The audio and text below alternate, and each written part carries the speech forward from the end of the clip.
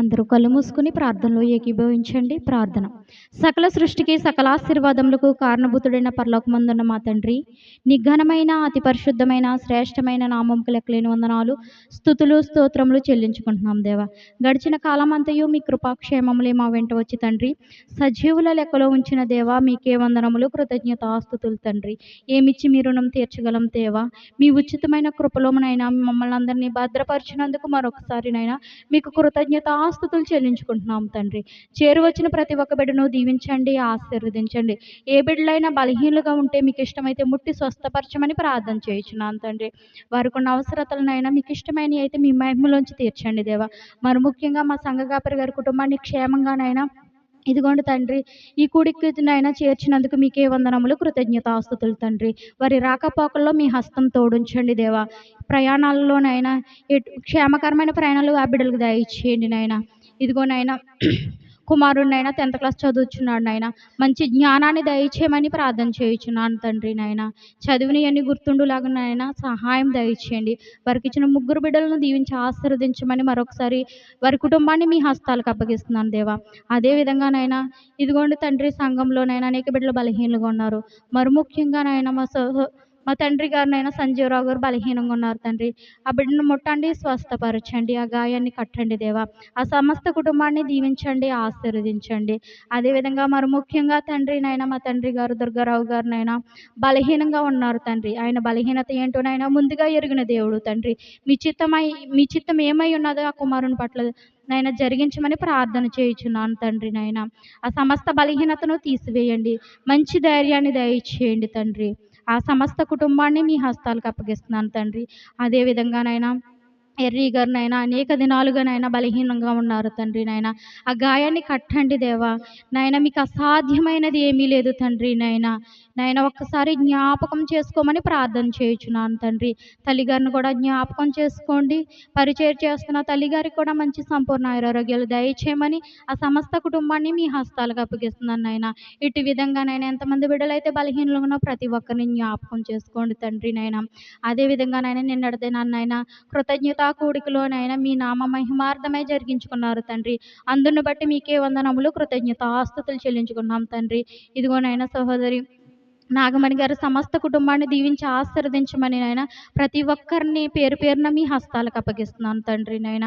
అదేవిధంగా సంఘంలో ఉన్న ప్రతి ఒక్క బిడ్డను మీ హస్తాలకు అప్పగిస్తున్నాను నాయన.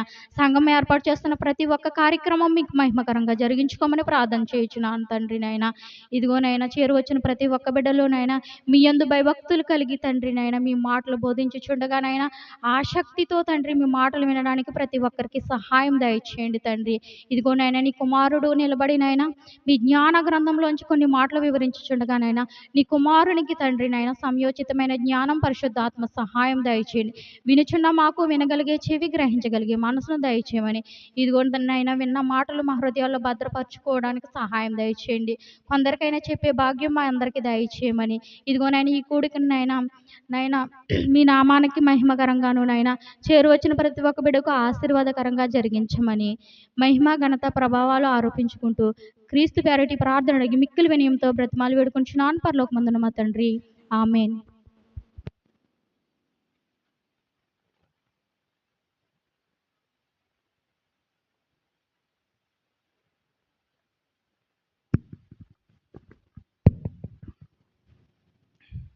ప్రార్థన. మహాపరిశుద్ధుడు ప్రేమ కలిగిన మా తండ్రి, మీ ఘనమైన నామమునకు తండ్రి స్తుతులు నాయన, స్తోత్రములు నాయన.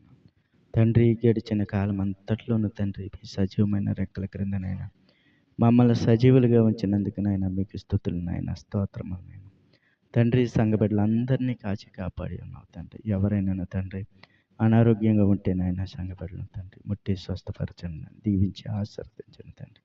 తండ్రి అదేవిధంగా తండ్రి సంఘకాపరి గారిని తండ్రి క్షేమంగా తోడుకుని వచ్చి ఉన్నావు తండ్రి మీకు స్తుతులు నాయన, స్తోత్రములు నాయన. సంఘకాపరి గారి కుటుంబాన్ని తండ్రి దీవించి ఆశీర్వదించండి తండ్రి. బిడ్డలను ఆశీర్వదించండి తండ్రి. మీరే సహాయం చేయండి తండ్రి ఆ కుటుంబం పట్ల తండ్రి. తండ్రి అదేవిధంగా తండ్రి ఇంతవరకు తండ్రి పాటలతో గణపరిచి ఉన్నాము. ఇప్పుడైతే తండ్రి మేము తండ్రి వాక్యంలోకి వెళ్ళిచ్చినాం తండ్రి. వినిటకు తండ్రి మంచి హృదయం దయచేయండి. విని తండ్రి గ్రహించుకుని తండ్రి కొందరికైనా చెప్పే భాగ్యం దయచేస్తారు. తండ్రి అదేవిధంగా తండ్రి సంఘ కార్యక్రమాలన్నిటిలోనూ తండ్రి సంఘ బిడ్డలు అందరూ పాలు పంచుకొని నాయన మీకు తండ్రి మిమ్మల్ని గణపరిచి నాయన మిమ్మల్ని స్తుతించుకునే భాగ్యం తండ్రి అందరికీ దయచేస్తారని తండ్రి ఇప్పుడు తండ్రి జరుగుచున్న తండ్రి ఈ బైబిల్ క్లాసులో నాయన మీరే సహాయం చేసి తోడుగా ఉంటారని తండ్రి అదేవిధంగా తండ్రి మీరే తండ్రి ఘనత మహిమ ప్రభావం పొందుకుంటారని క్రీస్తు పేరిట అడుగుచున్నాం తండ్రి ఆమేన్.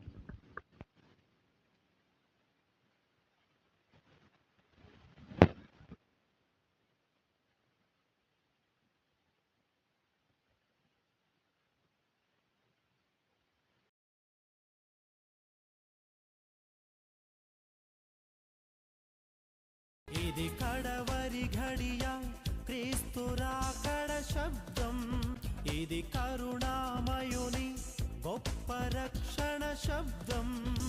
లోబడనొల్లని ప్రజల వైపు ప్రేమమయుడే కరములు చాపి ఆత్మల రక్షణ కొరకు దేవుడు వినిపించే కృపకాల శబ్దం.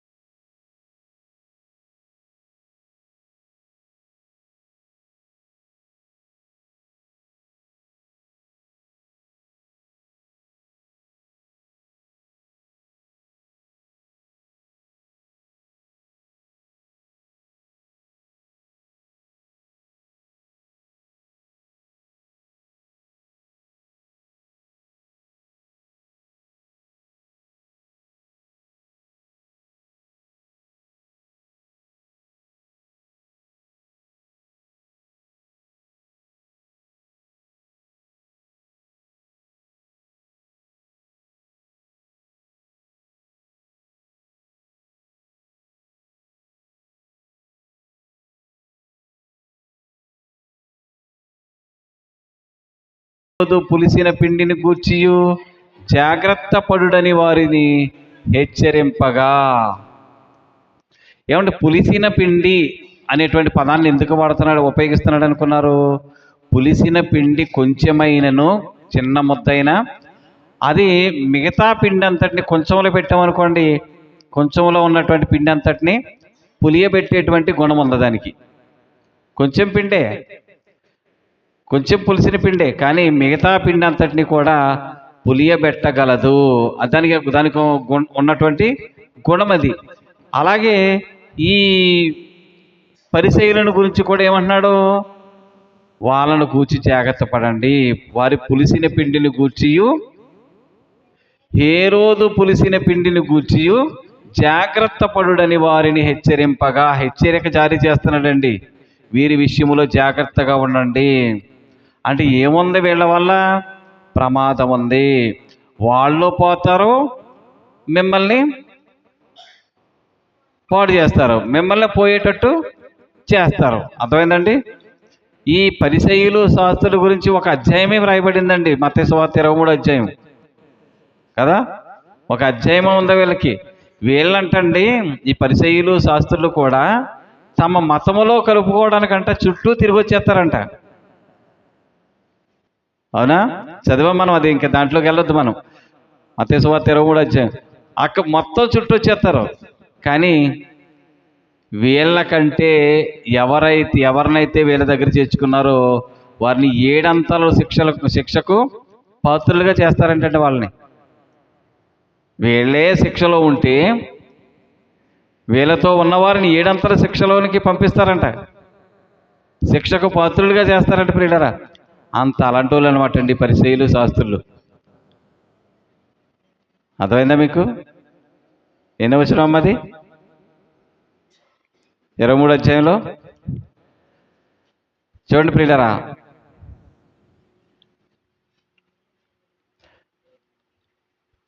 రైట్. మీ మతములో కలుపుకోవడానికి ఏం చేస్తారు మీరు? 15వ వచనం చూడండి, 23:15. అయ్యో వేషధారులైన శాస్త్రులారా, పరిసయ్యులారా, ఒకని ఇదిగో చూడండి, ఒకని మీ మతములో కలుపుకునేటకు చూడండి సముద్రమును, అంటే ఎంత దూరం వెళ్ళిపోతారో చూడండి వీళ్ళు. సముద్రమును భూమిని కూడా చుట్టూ వచ్చేస్తారంటే ఏకంగానే. అంటే ఎంతగా వీళ్ళు పనిచేస్తారో, వాళ్ళ మతములో కలుపుకోవడానికి వీళ్ళు ఎంత పని చేస్తున్నారో చూసారా. అప్పుడు చూడండి ఏం జరుగుతుందో. అతడు కలిసినప్పుడు ఇదిగోండి, అతడిని మీకంటే 2 అంతలు, అంటే ఇతనే ఇంత శిక్ష అనుభవిస్తుంటే డబల్ అనమాట. ఇంకా అర్థమైందండి? డబల్ అనమాట. అందుకని వారి విషయములో జాగ్రత్త అని చెప్తున్నాడండి, హెచ్చరిక జారీ చేస్తున్నాడు. ఈ పరిసయ్యులను గురించి, వారి పులిసిన పిండిని గురించి. పులిసిన పిండి అనగానే మామూలుగా పిండి అనుకోకండి. అర్థమైందండి? వాళ్ళ యొక్క తత్వం అలాంటిది, వాళ్ళ యొక్క తత్వం అలాంటిది. వీళ్ళు వెళ్ళరు నరకానికి, వాళ్ళతో పాటు చేరిన వారిని వెళ్ళనివ్వరు. అర్థమవుతుందా? అలాంటి లక్షణాలు అండి వీళ్ళు పోరు పరలోకానికి, మిగతా వాళ్ళని కూడా పోనివ్వరు. అలాంటి వాళ్ళు అనమాట అండి. అది అందుకే హెచ్చరికగా జారీ చేశాడు దాన్ని. అర్థమైందా మీకు? ఇది హెచ్చరిక. పరిసయ్యుల పులిసిన పిండిని గూర్చియు, హేరోదు పులిసిన పిండిని గూర్చియు జాగ్రత్త పడుడని వారిని హెచ్చరింపగా. అర్థమైందండి? ఈయన ఒక మాట చెప్తే ఏమండి వీళ్ళకి ఒక మాట అర్థమవుతుందండి, అదేంటో విచిత్రం. ఏమండి ఇప్పుడు సమాజం కూడా అలాగే ఉందండి. మనం ఒక రకంగా అన్నాం అనుకోండి, ఒక ఉద్దేశంతో అన్నాం అనుకోండి, ప్రజలు ఇంకో రకంగా అర్థం చేసుకుంటారు. పాస్టర్ గారు మన గురించే చెప్పాడు అంటే ఉద్దేశం ఒకటి, వీళ్ళు ఆలోచిస్తుంది ఒకటి. అలా లేరనుకుంటున్నారా? ఉంటారు ప్రియులారా. ఆ ఉద్దేశం ఒకటి, అర్థం చేసుకునేది ఒకటి. అలా ఉంటారు కదా. వీళ్ళు ఏమనుకుంటున్నారంటే పులిసిన పిండి అనగానే రొట్టెలు అనుకున్నారండి వీళ్ళు. పులిసిన పిండి, హేరోదు పులిసిన పిండి, తర్వాత పరిసయ్యుల పులిసిన పిండి అనగానే వీళ్ళకి ఏమర్థమవుతుంది? ఓహో, ఆ 16 వచనం అనుకుంటున్నారు వాళ్ళు, తన యొద్ద రొట్టెలు లేవే అని తమలో తాము ఆలోచించుకున్నారంట. ఏంటి, రొట్టెలు లేవు కదా అనుకుంటున్నారు వీళ్ళు. యేసు అది ఎరిగి, మన యొద్ద రొట్టెలు లేవని మీరు ఎందుకు ఆలోచించుకొనుచున్నారు? ఆల్రెడీ ఇలా మర్చిపోయారు తేవడం. అర్థమైందండి? వీళ్ళు తేవడం మర్చిపోయారు. అయ్యో, రొట్టెలు లేవు కదా అనుకుంటున్నారు వీళ్ళు. పులిసిన పిండిని గురించి జాగ్రత్త పడండి అంటే, ఏమండి, పులిసిన పిండిని గురించి జాగ్రత్త పడండి అంటే అసలు రొట్టెలే లేవు కదా, పులిసిన పిండి ఎక్కడది అనుకుంటున్నారు ఏంటో మరి వీళ్ళు. రైట్. ఇప్పుడు చూడండి ప్రియులారా, మీరు ఇంకనూ గ్రహింపలేదా, వివేచింపలేదా? మీరు కఠిన హృదయము గలవారయ్యున్నారా అంటే, చూసారా ప్రియులారా, వీళ్ళకి అర్థం కాలేదా అని జరిగినటువంటి ఇన్సిడెంట్స్ గుర్తు చేస్తున్నాడండి. మీకు అర్థం కాలేదు ఇంకానే, మీరు ఇంకనూ గ్రహింపలేదా? ఇదిగో చెబుతున్నది ఏంటి ఉద్దేశం? వీళ్ళ గురించి జాగ్రత్త పడండి. పరిసయ్యుల గురించి, హేరోదు గురించి మీరు జాగ్రత్త పడండి, జాగ్రత్తగా ఉండండి అని హెచ్చరిక వాళ్ళ గురించి జారీ చేస్తే, వీళ్ళేం ఆలోచిస్తున్నారు? మన దగ్గర రొట్టెలు లేవు అని ఆలోచిస్తున్నారు వీళ్ళు. పిండి అనగానే వీళ్ళకి గుర్తొచ్చేది ఏంటి? రొట్టె అన్నమాట. అలాగే ఉంటుందండి వీళ్ళు. మీరు ఇంకా గ్రహించలేదా, వివేచించలేదా? మీరు కఠిన హృదయం గలవారైపోయారా అంటున్నాడండి ప్రభు. మీరు కన్నులుండి చూడరా, చెవులుండి వినరా, జ్ఞాపకము చేసుకోరా అసలు ప్రశ్నిస్తున్నాడు. అంటే ఆల్రెడీ వీళ్ళు ఎన్నో చూశారండి. 5 రొట్టెలు చేపలు విరిచి ఎంతమందికి పంచిపెట్టారు? ఇక్కడ 7 రొట్టెలు కొన్ని చిన్న చేపలు ఎంతమందికి పంచిపెట్టారు, వడ్డించారు? ఇలాగా మరి ఇన్ని జరిగినప్పుడు వీళ్ళకి అర్థం అవ్వాలా? యేసు ప్రభు వారు ఉంటే అద్భుతం చేయగలడు, ఏదైనా చేయగలడు ఆయన ఏదైనా చేయగలరు. మనం ధైర్యంగా ఉండాలంతే అని ఆలోచించాలి, ఆలోచన రావాలి వాళ్ళకి. కానీ గ్రహించలేదంటే వాళ్ళు. గ్రహించలేదా, వివేచింపలేదా? మీరు కఠిన హృదయం గలవారైపోయారా? మీరు కన్నులుండి చూడరా, చెవులుండి వినరా, ఇదిగో జ్ఞాపకం చేసుకోరా? జ్ఞాపకం చేసుకోరా? ఎన్ని జరిగాయి? నేను 5,000 మందికి 5 రొట్టెలు విరిచి పంచిపెట్టినప్పుడు మీరు ముక్కలు ఎన్ని గంపల నిండా ఎత్తిరని వారిని అడిగాను. ఎన్ని ఎత్తారో మీకు తెలుసు కదా. 5,000 మందికి 5 రొట్టెలు విరిచి పంచిపెట్టినప్పుడు, అర్థమైందండి? నేను 5,000 మందికి 5 రొట్టెలు విరిచి పంచిపెట్టినప్పుడు మీరు ముక్కలు ఎన్ని గంపల నిండా ఎత్తిరో మరి అది మీకు జ్ఞాపకం లేదా? ఎన్ని గంపలు ఎత్తారు? వాళ్ళు చెప్తున్నారు 12 అని ఆయనతో చెప్పిరు. 12 ప్రభు అన్నారు.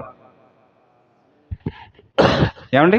తర్వాత ఆ 4,000 మందికి 7 రొట్టెలు నేను విరిచి పంచిపెట్టినప్పుడు ముక్కలు ఎన్ని గంపల నిండా ఎత్తిరని ఆయన అడుగగా వారు 7 అనిరి. సమాధానాలు బాగానే చెప్తున్నారు, బాగానే ఉంది కదా. అందుకు ఆయన, మీరింకను గ్రహింపక ఉన్నారా? మీకు ఇంకా అర్థం కావట్లేదా? ఇన్ని అద్భుతాలు అసలు నిజంగా 5 రొట్టెలు 5,000 మందికి పెట్టడం అంటే చిన్న విషయం ఏంటిది? ఎవరికి సాధ్యమవుతుంది? 5 రొట్టెలు పట్టుకొచ్చి 5,000 మందికి పెట్టండి అంటే, ఒరే నీకు బుర్రండి చేస్తున్నావా అంటారు మనల్ని. ఏమన్నా అంతేనా? బుర్ర పనిచేస్తే చేస్తుందా నీకు అసలు బుర్ర అని అడుగుతారు మనల్ని. కానీ ప్రియులారా, యేసుప్రభు వారు చేసింది నిజంగా అద్భుతం ప్రియులారా. ఇది కల్లారా చూశారండి వీళ్ళు.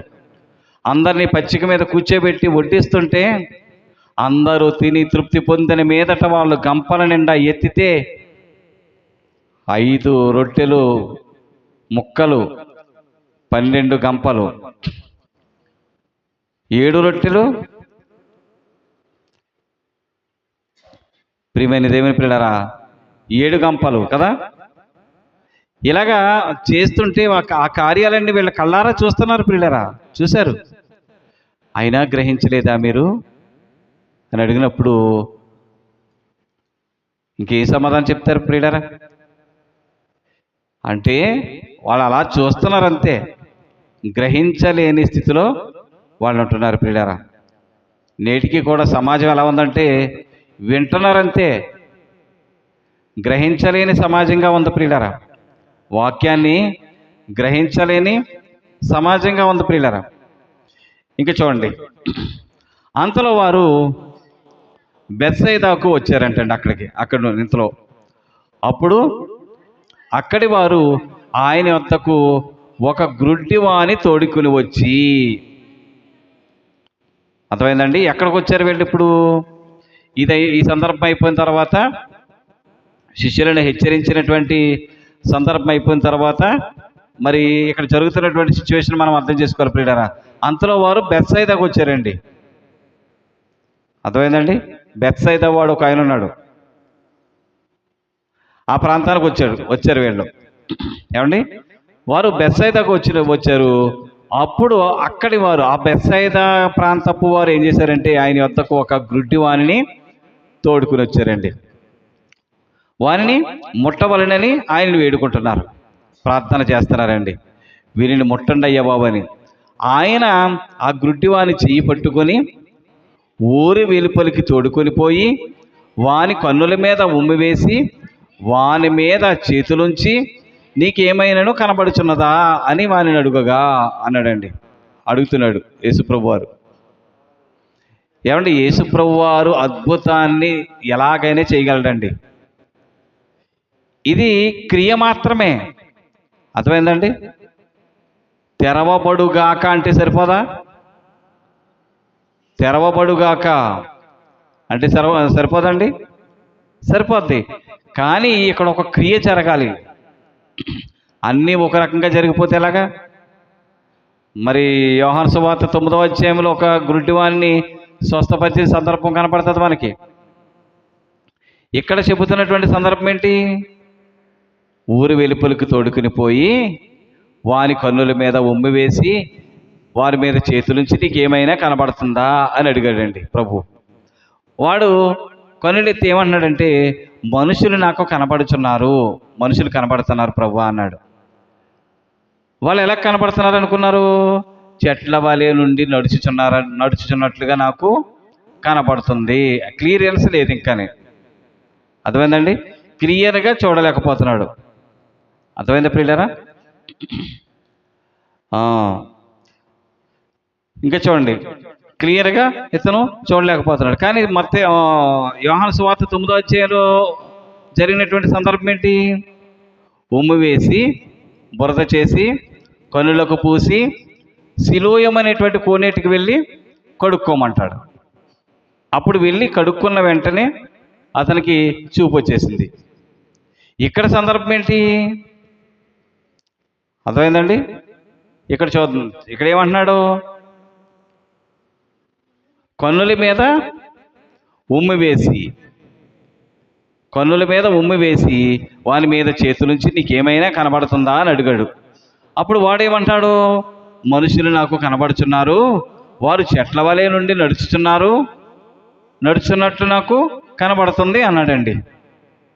అంటే క్లియర్గా లేదు ఇంకాని, రైట్? ఇంకా క్లియర్గా ఏమంటే యేసుప్రభు వారు అద్భుతం చేస్తే అది క్లియర్గా ఉంటుంది తప్ప ఏదో మామూలుగా జరిగేది కాదు ప్రియులారా. అది ఏదో ఇప్పుడు లేక వినపడుతుందా మైక్ ఇచ్చేసి వినపడుతుందా చెప్పు అని అలా చెప్పించేవాడు కాదు మన ప్రభు. రియల్గా చేస్తాడండి ఆయన. అంటే ప్రతి కార్యము ఒక్కొక్క రకంగా ఆయన చేశాడు. ఆయన ఇష్టం, అది చేసేది ఆయన ఇష్టం. ఇలాగే ఎందుకు చేయకూడదు, మాట వలన అతను స్వస్థపరిచేసేయచ్చు కదా అని మనం అనడానికి లేదు. ఉందా? మనం అడగటానికి లేదు. చేసింది ఆయన, సృష్టికర్త ఆయన, సర్వాన్ని కలిగించింది ఆయనే. ఆయన లేకుండా ఏది కలగలేదు. ఏమండి? ఎవరినైనా పుట్టిస్తుంది ఎవరు? దేవుడే. అర్థమైందండి?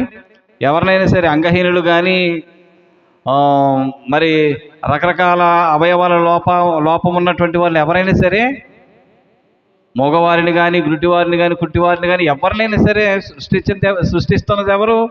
దేవుడే. మోషేతో అంటాడు కదా, వీళ్ళందరినీ సృష్టిస్తుంది నేనే కదా. మోషే అంటాడు కదా, నేను మాట్లాడలేకపోతున్నాను ప్రభువా అన్నప్పుడు ఏమంటాడు? వీళ్ళందరినీ పుట్టిస్తున్నది నేనే కదా. పుట్టిస్తున్నప్పుడు ఆయన ఎలాగని చేయగలడు? పుట్టించింది ఆయన కాబట్టి. అర్థమైందండి? కాబట్టి ఆ అహరోనుని అతనికి సహాయంగా ఇచ్చాడు, హెల్ప్ ఇచ్చాడు. మాట మాంద్యం గలవాడు కదా మోషే గారు, నోటి మాంద్యం గలవాడు కదా. అందుకని సహాయంగా అహరోనుని దేవుడు ఇచ్చాడు. దేవుడే చేశాడు కాబట్టి దేవుడే పరిష్కారం చూపిస్తాడు. అంతేనండి? కాబట్టి ఇక్కడ ఏమంటున్నాడంటే, యేసు ప్రభు వారు ఇలాగే ఎందుకు చెయ్యాలి అని మనం అడగటానికి లేదు. అర్థమైందా? వాడు ఏమంటున్నాడు? మనుషులు ఎలా కనబడుతున్నారంటే చెట్లులా కనబడుతున్నారు, చెట్లు నడుస్తున్నట్టుగా కనబడుతున్నారు అన్నాడు. అప్పుడు తర్వాత ఏమంటున్నాడు? అంతటా ఆయన మరలా చేతులు వాని మీద, తన చేతులు వాని కన్నుల మీద ఉంచగా వాడు తేరి చూచి కుదర్చబడి సమస్తమును తేటగా చూడసాగాను. ఫస్ట్ అయితే క్లియర్గా లేదు, మనుషులు చెట్లు నడుస్తున్నట్టుగా ఉందనుకున్నాడు, క్లియర్గా లేదు. కానీ మరలా తన చేతులు వాని కన్నుల మీద నుంచగా వాడు ప్రభువు మరలా వాని కన్నుల మీద చేతులు ఉంచేసరికి వాడు తేటగా తేరి చూస్తున్నాడండి. అర్థమైందండి? తేరి చూచి కుదర్చబడి సమస్తమును తేటగా చూడటం ప్రారంభించాడు. ప్రియమైన దేవుని పిల్లారా, చూసారా? అంటే రోగం అనేది కొంచెం నెమ్మదిగానే తగ్గాలి, ప్రాబ్లం అనేది కొంచెం నెమ్మదిగానే సాల్వ్ అవ్వాలి. తొందరగా తగ్గిపోయింది అనుకోండి, మరలా వచ్చే అవకాశం ఉంటుంది. అంతేనా? ఏదైనా అలాగే యేసు ప్రభు వారు ఆయన స్వస్థత అనేది, అద్భుతం అనేది ఎలాగైనా చేయగలడు ప్రియులారా. చేసేది ఆయన ఇష్టం అది.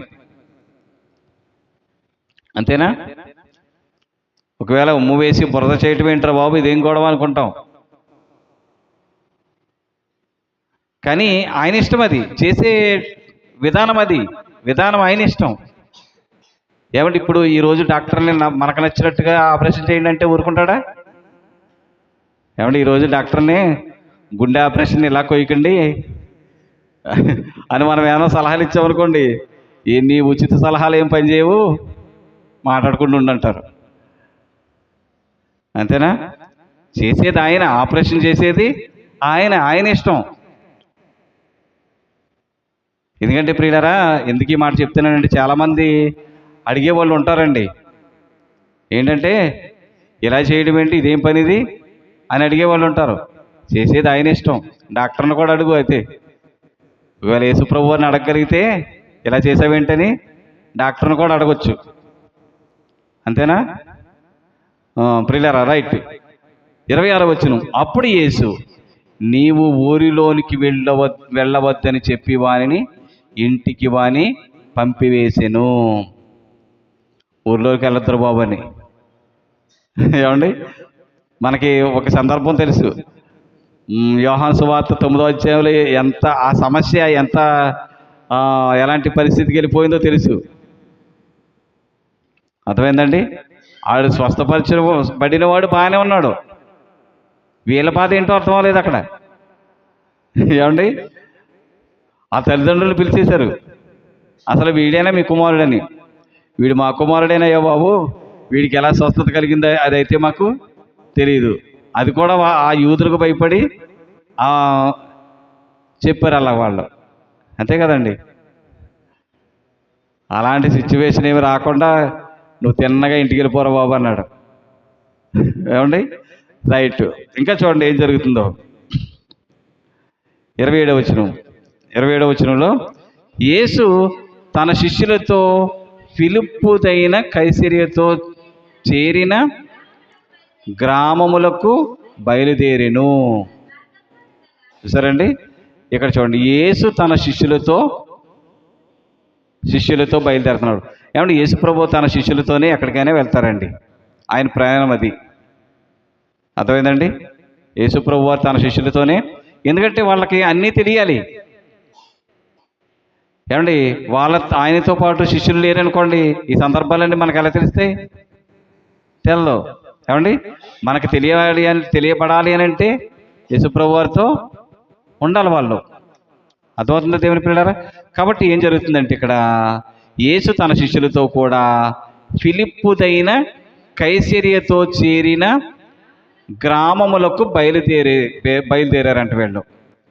చూడండి, మార్గములో నుండగా నేనెవడనని జనులు చెప్పుకుంటున్నారని తన శిష్యులను అడిగను. ఇప్పుడు ఒక వీళ్ళు మాత్రమే ఉన్నారండి. ఎవరున్నారు? శిష్యులు, ఆయన. ఏమండి? శిష్యులు యేసుప్రభు వారు ప్రయాణమై వెళ్తున్నారు. అప్పుడు ఆయన అడుగుతున్నారు, నేను ఎవరినని జనులు చెప్పుకుంటున్నారు అని అడిగాడండి. అందుకు శిష్యులు ఏమన్నారంటే, కొందరేమో బాప్తిసం ఇచ్చి యోహాన్ అన్నారు, కొందరేమో ఏలియా అంటున్నారు, మరికొందరు ప్రవక్తలలో ఒకడనియు చెప్పుకొనిచున్నారనిది. చూసారా? ఇలా చెప్పుకుంటారంటండి. మీకు ఈ సందర్భం అర్థం చేసుకోవాలి ప్రియులారా. వీళ్ళు ప్రయాణమై వెళ్తున్నారు, యేసుప్రభు వారు ఉన్నారు, ఆయన శిష్యులు ఉన్నారు. అర్థమైందండి? ఇలాంటి ప్రశ్నలు అందరూ ఉండగా అడగడండి ఆయన. ఏమండి? ఇప్పుడు ప్రజలు ఏం చెప్పుకుంటున్నారు నా గురించి?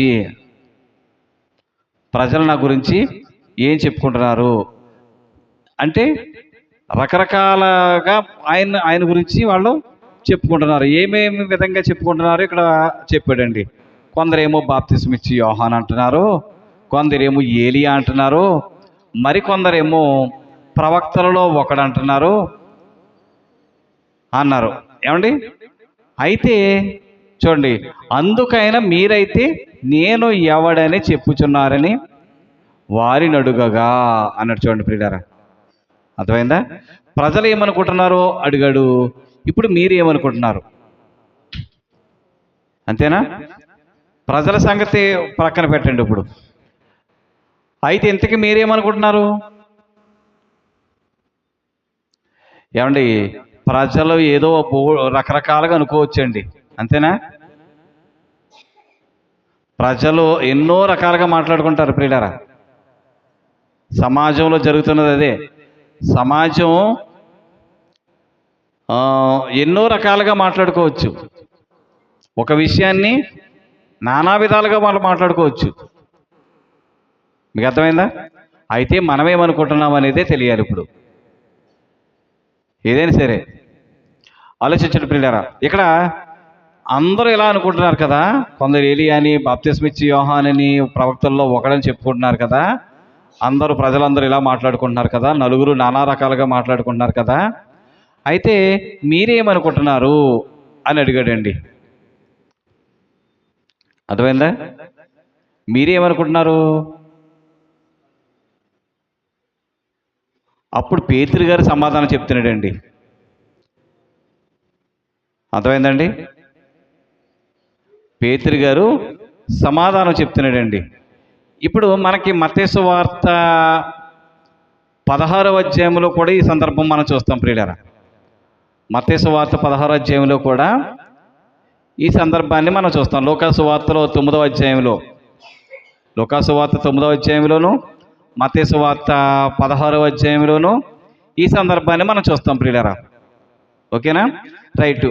మీరైతే నేను ఎవడని చెప్పుకుంటున్నారని వారిని అడుగగా, అప్పుడు పేతురు గారు అన్నారండి, నీవు క్రీస్తువని ఆయనతో చెప్పెను. అక్కడ ఇంకా అద్భుతంగా రాస్తాడండి, సజీవుడవైన దేవుని పరిశుద్ధుడవైన క్రీస్తువు అంటాడండి. మత్తయి సువార్త 16వ అధ్యాయము 16వ వచనంలో. ఏమండి, అది ఇక్కడ ఏమన్నాడు చూడండి, 30వ వచనం. అప్పుడు తన్ను గూర్చి ఈ సంగతి ఎవనితోనూ చెప్పవద్దని ఆయన వారికి ఖండితముగా చెప్పెను. అర్థమైందండి? రైట్. ఇక మత్తయి సువార్తలో మనం చూస్తే ప్రియులారా, మత్తయి సువార్తలో ఈ మాట చెప్పినందుకు చాలా ఆనందపడిపోయాడండి ఆయన. ఏ మాట చెప్పినందుకు? నీవు సజీవుడవైనా దేవుని కుమారుడవైనా క్రీస్తు అన్నప్పుడు ఆయన చాలా సంతోషపడిపోయి, నువ్వు పేతురువు, ఈ బండ మీద నా సంఘాన్ని కడతానని చెప్పాడండి. దాన్ని సంతోషపడిపోయాడు కదా. 16వ అధ్యాయము 18వ వచనం. మరియు నీ పేతురువు, ఈ బండ మీద నా సంఘమును కట్టుదును, పాతాళలోక ద్వారములు దాని ఎదుట నిలువనేరవని నేను నీతో చెప్పుచున్నాను. అర్థమైందండి? చెప్పినటువంటి సమాధానానికి ఆయన ఆశ్చర్యపోయి సంతోషించి, ఇది నీకు దేవుడు అనుగ్రహించాడు, ఇది మనుషులు ఎవరు కాదు. మనుషులైతే ఎలా చెప్పుకున్నారు, కానీ నీకు దేవుడు అనుగ్రహించింది ఏంటి సమాధానం? ఇది ఇప్పుడు నువ్వు చెప్పిన సమాధానం, పేతురు గారు చెప్పిన సమాధానం. అందరికి అర్థమవుతుందండి? రైట్. ఇక్కడ ఏమని చెప్తున్నాడంటే ప్రియులారా, యేసుప్రభు వారు ఆయన గురించి ఇంకా మాట్లాడుతూ ఏమన్నాడంటే, ఇక్కడ ఒకసారి 30వ వచనం చదువుకుని ముందుకెళ్దాం. అప్పుడు తన్ను గూర్చి ఈ సంగతి ఎవరితోనూ చెప్పవద్దని ఆయన వారికి ఖండితంగా చెప్పాడు. మరియు మనుష్య కుమారుడు అనేక హింసలు పొంది పెద్దల చేతను, ప్రధాన యాజకుల చేతను, శాస్త్రుల చేతను ఉపేక్షింపబడి, చంపబడి 3 దినములైన తరువాత లేచుట అగత్యమని ఆయన వారికి బోధింపనారంభించెను. చూసారు ప్రియులారా, ఇక్కడ వీళ్ళకి సువార్త ప్రారంభించాడండి, బోధించటం యేసుప్రభు వారు. ఏమండి, యేసుప్రభు వారికి సువార్త బోధించడం ప్రారంభించాడు. మనుష్య కుమారుడు అనేక హింసలు పొందుతాడు, ఆయన చాలా శ్రమలు పొందుతారు. పెద్దల చేత, ప్రధాన యాజకుల చేత, శాస్త్రుల చేత, వీళ్ళందరి చేత ఉపేక్షింపబడతాడు. ఈయన తిరస్కరింపబడటమే కాదు, చంపబడతాడు. చంపబడిన తర్వాత 3 దినములైన తర్వాత లేవడం అనేది ఖచ్చితం, అగత్యము. అంటే అంత ఖచ్చితంగా చెప్తున్నాడు ప్రియులారా. అగత్యం అంటే అది ఖచ్చితంగా జరగవలసి ఉంది, ఖచ్చితంగా జరగాలి. 3 దినములైన తర్వాత అయినా లేవడం అనేది ఖచ్చితం. ఇదిగో శాస్త్రులు, పరిసయ్యులు, పెద్దలు ఆయన అప్పగించి చంపేసినా, ఏమండి, యేసుప్రభు వారి హింసలు పొంది పెద్దల చేతను, ప్రధాన యాజకుల చేతను, మరి శాస్త్రుల చేతను మరి ఉపేక్షింపబడి చంపబడినా సరే 3 రోజుల తర్వాత లేవడం అనేది అది ఖచ్చితంగా జరుగుతుంది అని వారికి బోధించటం ప్రారంభించాడు. ప్రియమైన దేవుని పిల్లలు, ఆయన గురించినటువంటి సువార్త ఇదే కదా. ఆయన మరణము, సమాధి, పునరుత్థానము, దీని గురించినటువంటి సువార్తను చెప్పడం మొదలుపెట్టాడు ప్రియులారా. అర్థమైందా? చెప్పడం ప్రారంభించాడు. ఏంటనుకున్నారా సువార్త? ఏమండి, మనుష్య కుమారుడు అనేక హింసలు పొంది పెద్దల చేత, ప్రధాన యాజకుల చేత, శాస్త్రుల చేత ఉపేక్షింపబడతాడు, చంపబడి 3 దినములైన తర్వాత ఆయన లేస్తాడు అని ప్రారంభిస్తున్నాడు ప్రియులారా. కాబట్టి ఆయన ఈ మాట బహిరంగంగా చెప్పాడంటండి. పబ్లిక్గా మాట్లాడాడు ఈయన. పబ్లిక్గా ఈ మాట చెప్పాడు, సీక్రెట్గా చెప్పలేదు. ఇంకా అర్థమైందా? ఎందుకంటే చివరికి వచ్చేసరికి కొన్ని విషయాలు బయటకు వచ్చేయాలండి. అర్థమైందా? బయటకు వచ్చేయాలి. కాబట్టి చూడండి, ఏది కూడా రహస్యమైంది ఏది బయలుపరచబడకపోదు అన్నాడు ఆయనే అన్నారు. కాబట్టి ఇక్కడికి వచ్చేసరికి ఆయన ఈ మాట బహిరంగంగా చెప్పాడంటండి. పేతురు ఆయన చెయ్యి పట్టుకొని ఆయనను గద్దింపసాగాను. గద్దిస్తున్నాడంట యేసుప్రభు వారిని. అందుకు ఆయన తన శిష్యుల వైపు తిరిగి వారిని చూచి, సాతానా, నా వెనుకకు పొమ్ము, నీవు మనుషుల సంగతులను మనస్కరించుచున్నావు కానీ దేవుని సంగతులను మనస్కరింపకున్నావని పేతురును గద్దించెను అన్నాడు. చూడండి ప్రియులారా, ఏమంటే దేవుని ఉద్దేశాలు వేరు, మనుషుల ఉద్దేశాలు వేరు. ఇతను ఎలాగ ఆలోచిస్తున్నాడు? మనుష్య రీతిగా ఆలోచిస్తున్నాడు. నీకు అలాంటి శ్రమ కలగకూడదయ్యా. ఏమండి? కానీ దేవుని ఉద్దేశం ఏంటి? దేవుని ఉద్దేశం ఏంటి? ఇక్కడ శాస్త్రుల చేత, పెద్దల చేత, ప్రధాన యాజకుల చేత ఉపేక్షింపబడాలి. ఏమండి? మరి చంపబడాలి, 3వ దినమున లేపబడాలి. ఇది జరగాలి. కానీ పేతురు గారు ఏమంటున్నాడు? అది నీకు దూరమగు కాక అంటున్నాడు. చేయి పట్టుకొని గద్దిస్తున్నాడంట. ఏంటి ప్రభు అలా మాట్లాడుతున్నావు అని. మాతో ఎల్లప్పుడు ఉండాలి కదా నువ్వు. గద్దిస్తున్నాడంట. ఆలోచించిన ప్రియమైన దేవుని ప్రియులారా, కానీ పేతురు చేస్తున్నది పేతురికి అర్థం కాలేదండి. అందుకే ఏమన్నాడంటే, సాతాను ఉపయోగించుకున్నాడంట ఆయన్ని. సాతానా, నా వెనుకకు పొమ్ము. ఎందుకంటే దేవుని ఇష్టం నెరవేరాలి. ఇక్కడ నువ్వు అడ్డుపడితే ఎలాగా? ఏమండి? మనుష్య రీతిగా మాట్లాడద్దు.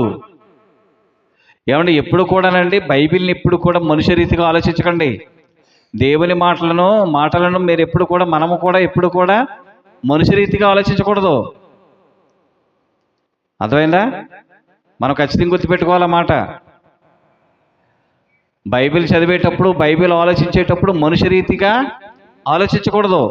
మనుషుల ఉద్దేశాలని వాక్యంతో కలపకూడదు. దేవుని ఉద్దేశాలు వేరు, మనుషుల ఉద్దేశాలు వేరు. ఆలోచించండి ప్రియులారా. ఇది మనకి ఈ ఉద్దేశం మంచిగా ఉన్నట్టు అనిపిస్తుంది, కానీ దాని వెనక ఏముంది? చెడు ఉంది. అందరూ వింటున్నారండి? ఆయన మరణము ఖచ్చితంగా జరగాలని బహిరంగంగా చెప్పేసరికి పేతురు, అలా జరగకూడదు ప్రభువా, ఏంటి అలా మాట్లాడుతున్నావేంటి అని గద్దించడం ప్రారంభించాడు. శిష్యుల వైపు తిరిగి వారిని చూచి, సాతానా, నా వెనుకకు పొమ్ము, నీవు మనుషుల సంగతులను మనస్కరిస్తున్నావు. నువ్వు ఇదిగో ఏంటి మనుషుల దృష్టిలో, మనుష్య రీతిగా నువ్వేంటి ఆలోచిస్తున్నావు? ఏమండి? మనుష్య రీతిగా నువ్వేందుకు ఆలోచిస్తున్నావు?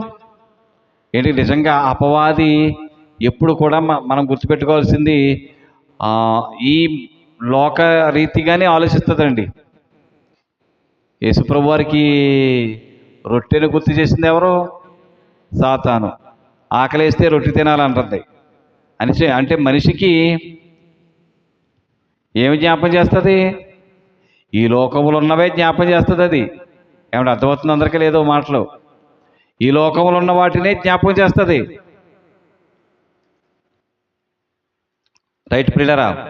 అప్పుడు చూడండి, నీవు మనుషుల సంగతులను మనస్కరిస్తున్నావు, నువ్వు మనుష్య రీతిగా ఆలోచిస్తున్నావు, నువ్వు వారి సంగతుల్ని మరి నువ్వు గౌరవిస్తున్నావు, కానీ దేవుని సంగతులను మనస్కరింపకున్నావు. నువ్వు దేవుని విషయాలను గౌరవించట్లేదు. నువ్వు దేవుని ఉద్దేశాలను, నువ్వు సాతాను మరి దేవుని యొక్క ఉద్దేశాలను ఎందుకు మనస్కరిస్తుంది?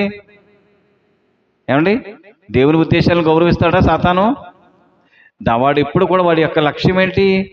దేవునికి వ్యతిరేకంగా ఉండాలని చూస్తాడండి. అపవాది వాని యొక్క ఉద్దేశం ఏంటి? ఎప్పుడు కూడా వాడు దేవునికి భిన్నంగా ఉండాలని చూస్తాడు. అందుకని ఏమంటున్నాడు?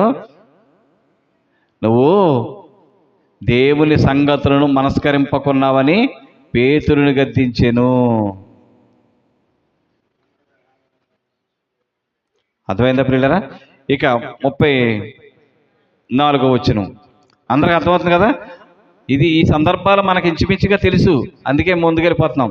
అంతటా ఆయన తన శిష్యులను జనసమూహమును తన యొద్దకు పిలిచి, నన్ను వెంబడింపగోరువాడు తన్ను తాను ఉపేక్షించుకొని తన సిలువనెత్తుకొని నన్ను వెంబడింపవలెను.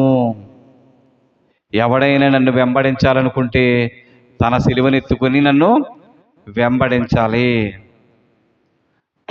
అర్థమైందా?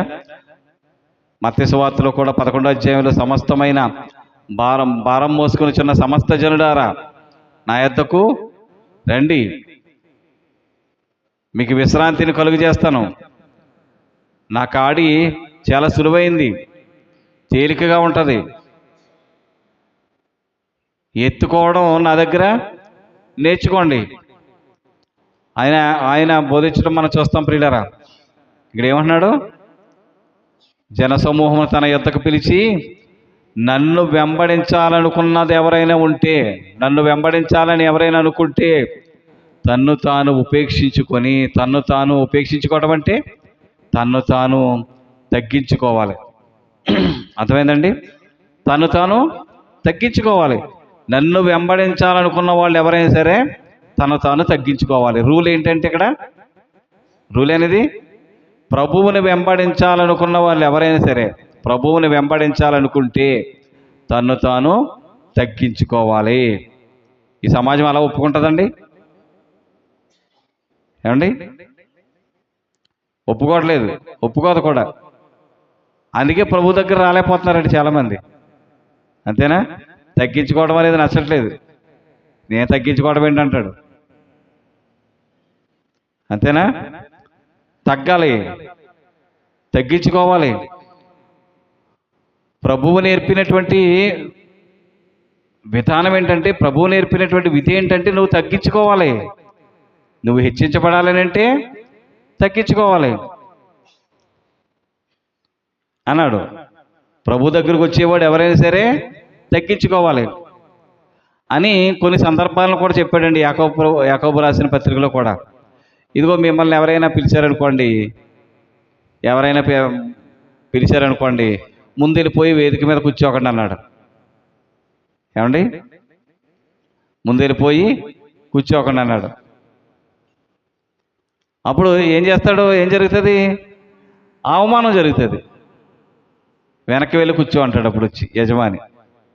అలా చేయకు, మీకంటే గొప్పవాడు ఉన్నాడు రా బాబు, మరొక ఆయనని పిలిచాను నేను, వెరీ ఇంపార్టెంట్ పర్సన్, విఐపి ఉన్నాడు, ఆయన ఉన్నాడు, నువ్వు కిందకి వెళ్ళి కూర్చో అంటాడు. ఏమైపోయింది అక్కడ? మన పరిస్థితి అవమానమే కదా. అందుచేత నువ్వు అలా ఉండకు అన్నాడండి. నువ్వు ఎప్పుడు కూడా అగ్రపీఠాన్ని కోరుకోకు.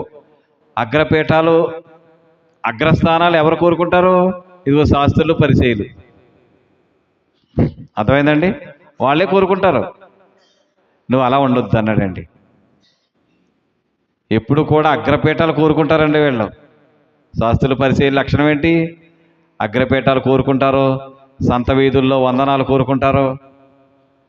చాలా విచిత్రంగా ఉంటాయండి వాళ్ళ లక్షణాలు. సంతల్లో కూడా వందనాలు చెప్పాలి వాళ్ళకి. చెప్పకుండా వెళ్ళిపోయామనుకోండి, పిలిచి మరీ చెప్పించుకుంటారు అవసరమైతే. అలాంటి వాళ్ళు ఉన్నారండి, నిజంగా ఉన్నారు. ఏమండి? వందనాలు పెంచోళ్ళు ఉంటారు కొంతమంది. అలాంటి వాళ్ళు నీ మనసులో ఉండాలి. అది ఒక వ్యక్తి పట్ల గౌరవం ఎలా ఉండాలి? ఏదో పైన ఏదో వందనం చెప్పేసి వీడు అలాంటోడ్రా, వీడు ఎలాంటోడ్రా అనుకున్నాడు అనుకోండి. ఏమండి? మనసులో ఒకటి, పైకి ఒకటి. అలా ఉండొచ్చా? ఉండకూడదు. వీళ్ళని ఎక్కడ చూడండి. ఇక్కడ ఏమంటాడంటే, అంతటా ఆయన తన శిష్యులను జనసమూహమును తన యొద్దకు పిలిచి, నన్ను వెంబడింపగోరువాడు ఎవడైనా సరే నన్ను వెంబడింపాలనుకుంటే తన్ను తాను ఉపేక్షించుకొని తన సిలువనెత్తుకొని నన్ను వెంబడించవలెను అన్నాడు ప్రియులారా. యేసుప్రభు వారిని ఎలా వెంబడించాలంటండి? తన్ను తాను తగ్గించుకుని వెంబడించాలంట. ఇంకా ఏమన్నాడు చూడండి, తన ప్రాణమును రక్షించుకొనగోరువాడు దాన్ని పోగొట్టుకును. నా నిమిత్తం అనగా ఏంటది? సువార్త నిమిత్తము. నా నిమిత్తం అనగా సువార్త నిమిత్తము. ఆయన ముందుగానే చెప్పేశాడు, ఇదిగో నేను అనేక హింసలు పొందుతాను. ఏమండి, పెద్దలు, ప్రధాన యాజకులు, శాస్త్రులు వీరందరూ కూడా నన్ను చాలా బాధ పెడతారు, చంపేస్తారు. 3వ దినమున లేపబడడం అది ఖచ్చితం, అది జరగాలన్నాడు. అదే ఏమన్నాడు ఇక్కడ చూడండి ఏమన్నాడు? నా నిమిత్తము అంటే సువార్త నిమిత్తము. నా నిమిత్తం అనగా సువార్త నిమిత్తం. ప్రాణాన్ని పోగొట్టుకునేవాడు దాన్ని రక్షించుకుంటాడు. ఒకడు సర్వలోకమును సంపాదించుకుని తన ప్రాణమును పోగొట్టుకునుట వానికి ఏం ప్రయోజనం? ఏమీ లేదు కదండి. మనుషుడు తన ప్రాణమునకు ప్రతిగా ఏమి ఇవ్వగలడు అన్నాడు ప్రియులారా. రైట్, ఈ మాటలు ఆలోచిద్దాం ప్రియులారా. వచ్చే వారం ఆలోచిద్దాం. ఏమండి, సమయం అవుతుంది కనుక ఇక్కడ ఆపేద్దాం ప్రియులారా. వచ్చే వారం వీటిని ఆలోచించేద్దాం ప్రియమైన దేవుని పిల్లలారా. ఇంతవరకు ఓపికతో ఉన్న మీ అందరికీ క్రీస్తు పేరట హృదయపూర్వకమైన వందనాలు తెలియజేస్తున్నాను. ఈ మాటలు మనందరి వినికిడిలో దేవుడు ఫలింపచేయనుగాక. ఆమేన్.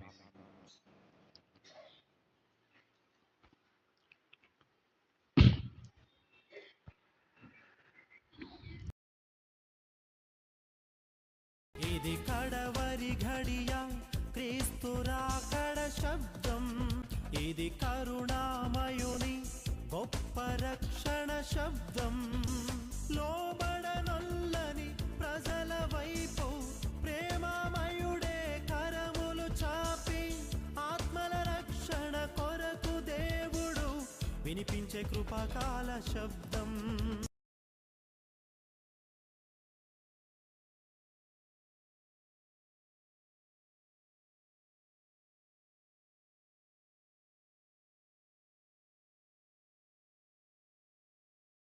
క్రీస్తు యేసులో మమ్మల్ని మిక్కిలిగా ప్రేమించిన మా తండ్రి, మీ ఘనమైన అతి పరిశుద్ధమైన ఉన్నతమైన నామానికి స్తుతి స్తోత్రాలైనా. ఇంతవరకు మీ మాటలను, కొన్ని మాటలు తండ్రి మేము ధ్యానించాం. మీరు మాకు చేస్తున్నటువంటి సహాయాన్ని బట్టి మీకే కృతజ్ఞతాస్తుతులు చెల్లిస్తున్నాం. ఈ కూడికలో పాలు పంపులు పొందిన బిడ్డలందరినీ పేరు పేరుని జ్ఞాపకం చేసుకోండి. చిన్న బిడ్డలు మొదలుకొని పెద్దవారి వరకు ప్రతి ఒక్కరిని జ్ఞాపకం చేసుకుని బలపరచండి తండ్రి. మంచి జ్ఞానాన్ని నాకు మాకు మీరు అనుగ్రహించండి, కృప చూపించండి తండ్రి. ఈ మాటలు మా అందరి హృదయాల్లో ఫలింపచేయండి. అయినా మరి ఇదిగో తండ్రి, బలహీనులుగా ఉన్నవారి కోసం ప్రార్థిస్తున్నాం తండ్రి. ఇదిగో తండ్రి, దుర్గారావు గారి విషయంలో ప్రార్థిస్తున్నాం. ఇదిగో ఆయన ప్రార్థించమని కోరారు, వారిని జ్ఞాపకం చేసుకోండి తండ్రి. వారి యొక్క బలహీనత మీకు తెలుసు తండ్రి, సమస్తమును ఎరిగిన వారి తండ్రి. ఆయన వారికి మంచి ఆరోగ్యం అనుగ్రహించండి, కృప చూపించండి తండ్రి. మరి ఇదిగో తండ్రి, అలేఖి గారి తల్లి గారి కోసం ప్రార్థిస్తున్నాం నాయన. మీరే ఆమెను బలపరచండి, ఆరోగ్యం అనుగ్రహించమని వేడుకుంటూ ఉన్నాం తండ్రి. ఆయన కృప చూపించండి తండ్రి. ప్రార్థించమని కోరారు నాయన, మీరే జ్ఞాపం చేసుకోమని సంపూర్ణమైన ఆరోగ్యం మీరు అనుగ్రహించమని వేడుకుంటూ ఉన్నాం తండ్రి. ఇదిగోన తండ్రి, ఆయన ఇంకా బలహీనులుగా అనారోగ్యంతో ఉన్నటువంటి బిడ్డలందరినీ మరి తండ్రి మీ సన్నిధిలో జ్ఞాపం చేసుకుంటున్నాం తండ్రి. సంజయరావు గారిని జ్ఞాపం చేసుకోండి, బలపరచండి తండ్రి. ఇంకా తండ్రి, ఇంకా మాకు తెలియకుండా మరి ఆయన ఎవరైనా బలహీనులుగా తండ్రి ఉన్నట్లయితే వారిని దయించి మీరు జ్ఞాపం చేసుకుని బలపరచండి, ఆరోగ్యం అనుగ్రహించండి. ఇదిగోన తండ్రి, యొక్క కార్యక్రమాన్ని ముగించుకుని ఈ కొడుకును ముగించుకుని మా గృహాలకు వెళుతున్నాం తండ్రి. మళ్ళా తిరిగి ఆదివారం అయినా మరెన్నో ఉన్నతమైన సంగతులు మేము ధ్యానించేటువంటి గొప్ప భాగ్యాన్ని నాకు మాకు మీరు అనుగ్రహించమని, మీరు తోడయండమని, జరుగుతున్నటువంటి ప్రతి కార్యక్రమం కేవలము తండ్రి మీ నామ మహిమార్థమే జరిగిస్తున్నందుకును ఈ కృతజ్ఞతలు చెల్లిస్తూ ఇదిగోనైనా మమ్మల్ని అందరినీ ఆయన దీవించి పంపించమని క్రీస్తు పేరటి ప్రార్థన అడుగుచున్నాం మా పరలోకపు తండ్రి. ఆమేన్. అందరికీ వందనాలండి.